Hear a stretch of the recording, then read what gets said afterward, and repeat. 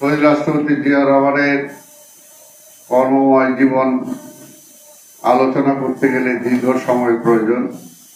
শহীদ রাষ্ট্রপতি জিয়া রহমান মানুষটা বেঁটেঘাটো ছিলেন, কিন্তু তার সেই অল্প জীবনে যে কর্মগুলো করেছেন সেটা বিশাল। একটা দেশের খুব কম মানুষের ভাগ্যেই সেটা জোটে এবং কম মানুষই সেই সময়ের সাহসী সন্তান হয়ে উঠতে পারে, যেটা শহীদ জিয়া রহমান হয়ে উঠেছিলেন। তেমনি মুক্তিযুদ্ধের পরবর্তী সময়ে এবং তার আরেকটি অবদান যে আজকের বিএনপি একটি রাজনৈতিক দল তিনি প্রতিষ্ঠা করেছিলেন। তার শাহাদাত বরণের পরেও অনেকেই ভেবেছিলেন সেই দলটা হারিয়ে যাবে, কিন্তু হারিয়ে তো যায় নাই, বরঞ্চ বলা চলে যে বেগম খালেদা জিয়ার হাত ধরে, বর্তমানে আমাদের নেতা তারেক রহমানের হাত ধরে আজকে বাংলাদেশে একটি সর্ববৃহৎ রাজনৈতিক দলে রূপান্তরিত হয়েছে। এটাই বাস্তব। এবং মানুষ সবচেয়ে বেশি আশায় বুক বেঁধে থাকে বিএনপির দিকে তাকিয়ে। মাঠে ঘাটে যেখানেই যাই না কেন, যে কোনো বিরোধী দলের রাজনৈতিক নেতাদের সাথে আমরা কথা বলি না কেন, সবাই বলে বিএনপি কি করছে, বিএনপি করে না কেন, বিএনপি ক্ষমতা আসে না কেন। অর্থাৎ এই কারণেই, কারণ বিএনপির কাছে মানুষের আশা আকাঙ্ক্ষা অনেক, এবং সেই আশা আকাঙ্ক্ষাটা জাগিয়েছিলেন কে? শহীদ রাষ্ট্রপতি জিয়া রহমান। সেই রকম একটা ব্যক্তি আজকে আমাদের মাঝে নাই। আজকে একই অবস্থা বাংলাদেশে বিরাজমান। যে সময় শহীদ জিয়া রহমানের রাজনীতিতে আবির্ভাব ঘটেছিল, আজকেও মানুষ না খেয়ে আছে, আজকেও মানুষ কষ্টে আছে। এই যে আগামী কয়েকদিনের মধ্যে কোরবানি ঈদ হবে, বিশেষ করে আমি জানি মধ্যবিত্ত পরিবার যারা আছে, নিম্নবিত্ত তো বাদই দিলাম, মধ্যবিত্ত পরিবাররা আজকে বুঝতে পারছে এই ঈদটা তারা কিভাবে উদযাপন করবে। দীর্ঘদিন অনেকে কোরবানি দিচ্ছে, এবার কোরবানি না দিতে পারলে ছেলে মেয়েদের সামনে তার মুখ কি হবে, এরকম একটা অবস্থায় কিন্তু আছে, কিন্তু মুখ খুলে বলতেও পারছে না। কিন্তু আমি বলবো যে আজকে যদি বাঁচতে চাই আমরা, তাহলে সবাই ঐক্যবদ্ধ হবে। বিএনপির প্রতি যেরকম বিএনপির থেকে আমরা আশা করি, ঠিক তেমনি ভাবে আজকে দেশটাকে রক্ষা করার জন্য বিএনপির ডাকে সবাইকে রাজপথে নেমে আসতে হবে। আরেকটি কথা বলবো, যেটা না বললেই না, দেশ পরিচালনা করতে পারে না শেখ হাসিনা, আওয়ামী লীগ, কিন্তু যখনই সংকট আসে তখনই বলে তারেক জিয়ারে আনতেছি। তারেক জিয়ারে কেন আনতেছেন? ক্ষমতা ছাড়বেন? আমি এর আগে বলছি, আজকে বললাম যে হ্যাঁ, তারেক জিয়ারে আনেন, ক্ষমতাটা ছাড়েন, তারেক জিয়ারে ক্ষমতাটা দিয়ে দেন, তারপর দেখেন দেশ চালাতে পারে কিনা।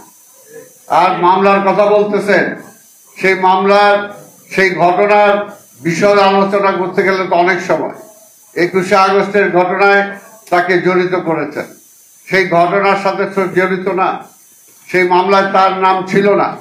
আপনারা তার নাম কয়েকবার চার্জশিট পাল্টে, তারপরে আপনারা যাকে গতবার পার্লামেন্টে এমপি মনোনয়ন দিয়েছিলেন, তাকে আয়ো করে তার মাধ্যমে তার নামটা এনেছিলেন, কিন্তু আনার পরও নিজেরা সাজানো একটা মামলা তৈরি করে রায় দিয়েছেন।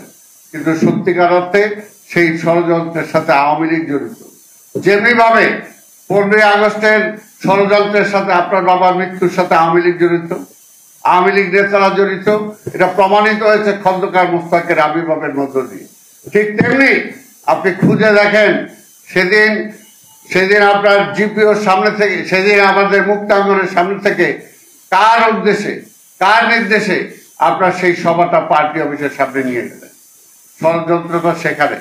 বিএনপি ষড়যন্ত্র করে নাই, তারেক রহমান ষড়যন্ত্র করে নাই, আমরা ষড়যন্ত্রের রাজনীতি করি না, জিয়া রহমানও ষড়যন্ত্রের রাজনীতি করে নাই।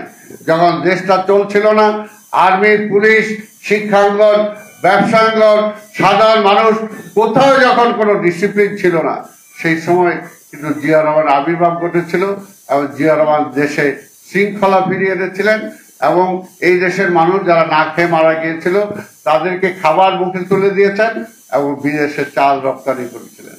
আজকেও ঠিক এমনি অবস্থা। আপনার আমাদের বিডিআর ধ্বংস হয়েছে, সেই দায় কেন আপনি নেবেন না? সেই দায় কেন আপনি নেবেন না? তাই সেই দায়ও আপনাকে নিতে হবে। যদি আপনারা বলে ঘটনা ঘটছে, এরকম আরো অনেক আছে, শুধু তো আমি একটা ঘটনায় বললাম। কাজেই আজকে বেনজিরের মতো, আজকে পুলিশের প্রধানকে আপনি বেনজিরের মতো একটা চরিত্র আপনি উপস্থাপন করতে বাধ্য করেছেন। আজকে আজিজের মতো একজন চরিত্রে যেতে বাধ্য করেছেন, সেই দায় দায়িত্ব আপনার। আমি তো বলবো যে আমি বেনজির আর আজিজকে দায়ী করি না, দায়ী হলো আওয়ামী লীগ তাদেরকে সৃষ্টি করেছে। আপনার এখনো সময় আছে, বেনজির সাহেব, আজিজ সাহেব বলেন, মুখ ফুটে বলেন যে আপনি 5,000 কোটি টাকা কামাইছেন সরকারে কত লক্ষ কোটি টাকা পার করে দেওয়ার জন্য, সরকারকে ক্ষমতায় আনার জন্য কি করেছেন বলেন। যেগুলো আজকে যেমনি আমরা জানি যে হাইকোর্টের প্রধান বিচারপতিকে ভাগায় দিচ্ছেন, সে হাইকোর্টের প্রধান বিচারপতি এখন বলতেছে, তার বইয়ে লেখা আছে কি অন্যায় তার মাধ্যমে করিয়েছেন এবং আরো কি অন্যায় কাজ করাতে চেয়েছিলেন, সেগুলো করেন নাই বলেই তাকে আপনি আজকে দুর্নীতিগ্রস্ত করেছেন, দুর্নীতিবাজ বানিয়েছেন। তাই বেনজির সাহেব আপনিও বলেন, আর ভবিষ্যতে যারা সেই সমস্ত জায়গায়, সেই সমস্ত পদে আছেন, আপনার তাদের থেকে শিক্ষা গ্রহণ করেন। আল্লাহর রাস্তে বিএনপিকে আর জেলের ভয় দেখায় না, কারণ বিএনপি হাসতে হাসতে জেলে যায়। প্রতিটা দিন আমাদের যে সমস্ত নেতা কর্মীর সাজা হয়ে গেছে, আমাদের কাছ থেকে বিদায় নিয়ে, পরিবারের কাছ থেকে বিদায় নিয়ে তারা জেলে যাচ্ছে। যে সমস্ত দলের নেতা কর্মীরা হাসি মুখে কারাবরণ করে, হাসি মুখে গুণীর মুখে চলে যায়, সেই দলকে কি ঠেকানো যায়? সেই দলকে ঠেকানো যায় না। কাজে আপনি বোকার স্বর্গে বাস করছেন, এখনো সময় আছে। বিএনপি ষড়যন্ত্র করে না। আমরা বলছি আমরা নির্বাচন চাই, আমরা জনগণের রায় চাই। আপনার সাহস থাকলে জনগণের রায় নেন। 28 অক্টোবর 2 ঘন্টার মধ্যে আপনি আমার জনসভার উপরে হামলা করলেন, সেই দুপুর থেকে হামলা করলেন। হামলা করার 2 ঘন্টার মধ্যে আপনি কয়েক হাজার মামলা দিয়ে দিলেন। কিভাবে করলেন?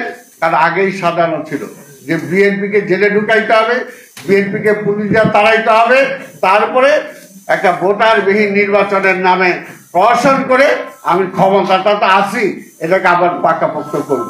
আজকে কোনো দেশ এটাকে স্বীকৃতি দেয় না। কোন দেশের মানুষ আজকে এটাকে বলে না যে নির্বাচনের মাধ্যমে এসেছেন। তাই কাজে দেশটাকে রসাতলের দিকে দিচ্ছেন। অর্থনীতি শেষ, আজকে ব্যাংকগুলো খায় ফেলছেন, আজকে শেয়ার মার্কেট খায় ফেলছেন। আজকে মানুষের জীবনের কি অবস্থা, আল্লাহর রাস্তে এই অবস্থা থেকে যদি বাঁচতে হয়, আজকে বেগম খালেদা জিয়াকে ছাড়েন, কালকে রিজাইন করেন। কথায় কথা বলে বেগম খালেদা জিয়ার ধারে কাছে আপনি যেতে পারবেন না। বেগম খালেদা জিয়ার দেশপ্রেম, বেগম খালেদা জিয়ার গণতন্ত্রকে সমুন্নত রাখার জন্য তার যে স্যাক্রিফাইস, প্রধানমন্ত্রী তো ছেড়ে দিয়েছেন তিনি গণতন্ত্রকে রক্ষা করার জন্য, সকল দলের মতকে তিনি সম্মান দেওয়ার জন্য। আর আপনি, আপনার দলের লোক, আপনার জোটের লোকরাও তো আপনাকে মানে না, তারপর আপনি জোর করে ক্ষমতায় আছেন, আবার বেগম খালেদা জিয়ার সমালোচনা করেন। সেই সমালোচনা মানায় না। তাই বলবো আজকের এই দিনে আসুন, আজকে এই দেশটা, আমরা এখনো সময় আছে, আমরা চাই না অরাজকতা, আমরা অরাজকতা চাই না, মারামারি হানাহানি চাই না। আমরা একটা ভোট চাই, একটা নির্বাচন চাই, যে নির্বাচন আপনার অধীনে। না সাহস থাকলে ছাড়েন না, ওই চেয়ারটা ধৈর্য থেকে নির্বাচন করতে চান কেন? কারণ জানেন ওই চেয়ারটা ছাড়লেই সাথে সাথে ওই যে এর আগে আওয়ামী লীগের ওবায়দুল কাদের বলছিল না যে কোথায় ছাপে, তার ভাই বলছিল কোরআন দিয়ে হালাই দেবো, দরজা খুলি ভাই চলো। এই অবস্থা, কাজে সেই ভয়ের জন্য আজকে ক্ষমতা ছেড়ে নির্বাচন দিতে ভয় পান, আবার বড় বড় কথা বলেন, কোনো লাভ নাই। তারেক রহমানেরও ভয় দেখায় লাভ নাই, আর বিএনপিকেও ভয় দেখায় লাভ নাই। বিএনপি ততক্ষণ পর্যন্ত মাঠে থাকবে, আন্দোলনে থাকবে, যতদিন পর্যন্ত জনগণের অধিকার প্রতিষ্ঠা করতে না পারবো, মানুষের অধিকার ফিরে আসতে না পারবো। আর আপনার ওই সাজানো নির্বাচন বিএনপি কখনো যাবে না। আপনাদের সবাইকে ধন্যবাদ।